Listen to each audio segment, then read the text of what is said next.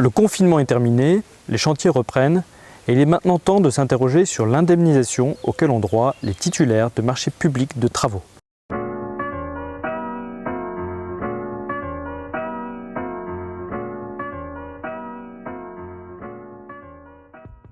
Bonjour, je suis Corentin Boutignon, avocat du cabinet Adéquat et nous allons voir ensemble les 5 conseils pour présenter un mémoire en réclamation. Avant toute chose, petite précision, plusieurs CCAG travaux définissent le mémoire en réclamation comme une étape obligatoire à la saisine du juge administratif. Dans cette vidéo, nous nous concentrerons sur le CCAG travaux de 2009.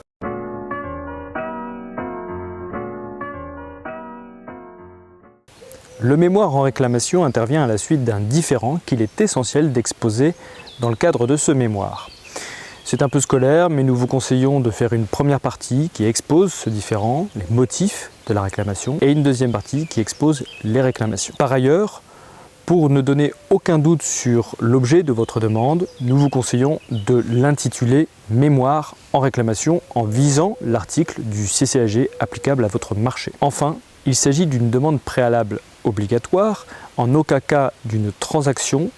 Toutes les formulations du type « nous restons à votre disposition pour affiner les propositions que nous vous faisons » ou « nous sommes dans l'attente de vos propres remarques ou réflexions » sont à bannir puisque nous sommes ici plus dans le cadre d'une transaction.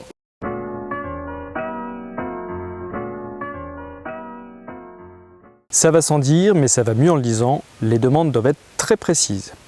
L'ensemble des postes de préjudice doivent être listés dès le stade du mémoire en réclamation, à défaut de quoi toute nouvelle demande qui aura été oubliée ne pourra pas être présentée devant le juge administratif si l'affaire est portée au contentieux.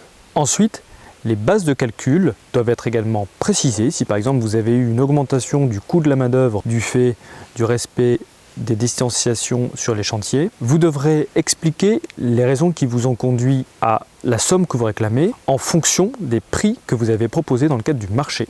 Enfin, les demandes doivent être justifiées à l'appui de factures, si elles existent. Si par exemple vous avez acheté des masques, des casques ou du gel hydroalcoolique dans le cadre de cette crise sanitaire, des factures correspondantes seront utilement annexées à vos demandes indemnitaires.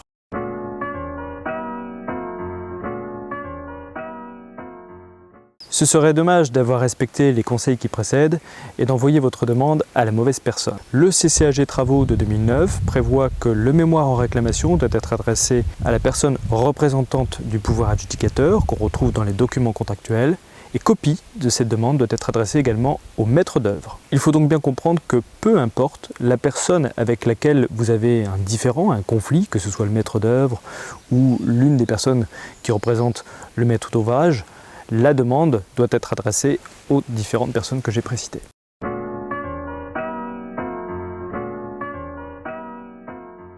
Pour le CCAG travaux de 2009, il faut distinguer deux situations.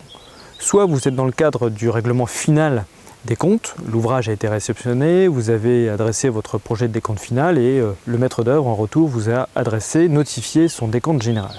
Vous avez alors un délai de 45 jours à compter de cette notification pour présenter votre mémoire en réclamation. Soit vous êtes dans l'exécution normale du contrat et vous pouvez alors présenter votre mémoire en réclamation à tout moment. Attention toutefois, si cette réclamation intervient à la suite de la notification d'un OS, vous devez alors respecter le délai de 15 jours pour contester cet OS.